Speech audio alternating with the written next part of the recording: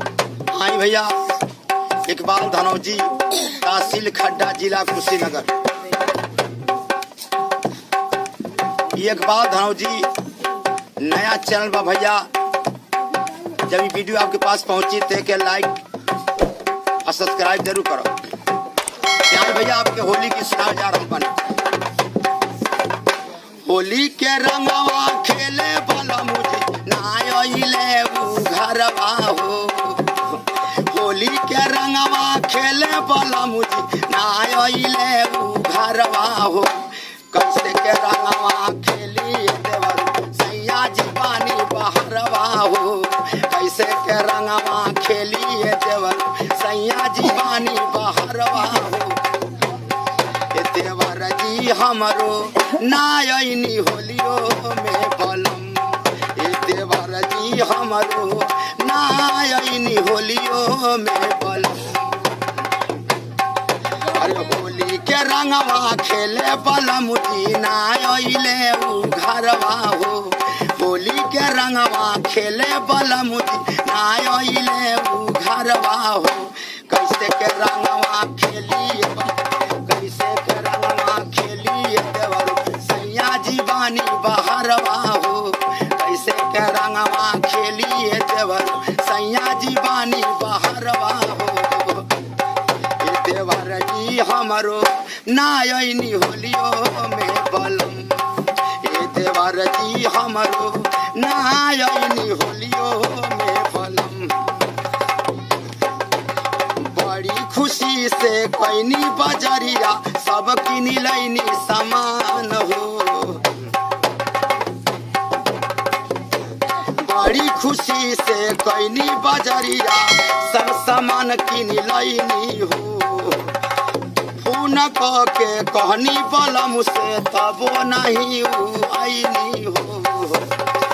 Phone के कहनी बलम से तबो नहीं आईनी हो। अपन दुखवा केकरा से कही छोटा कैले मनवा हो। कैसे के रंगवा खेली बलम सैया जीवानी बहरवा हो। कैसे के रंगवा खेली देवर सैया जीवानी बहरवा हो। ये देवर जी हमरो, देवर जी हमरो नायनी होलियो में बलम। ये देवर जी हमरो नायनी होलियो में बलम। होली के रंगवा खेले बलम जी नायले घरवा हो।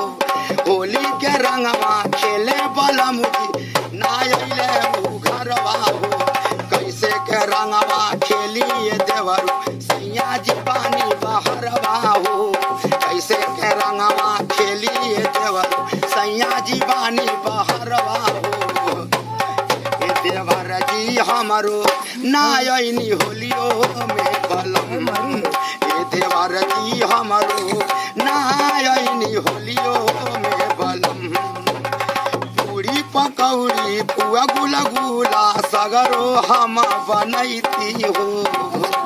पूरी पकौड़ी पुआ गुलगुला सगरो हम बनैती हो।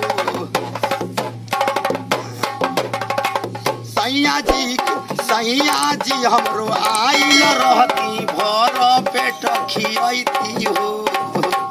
सैया जी हमरो आइल रहती भर पेट खियती हो। एक बाल धनौजी के पानी गवैया बड़ा निक गावे उ गानावा।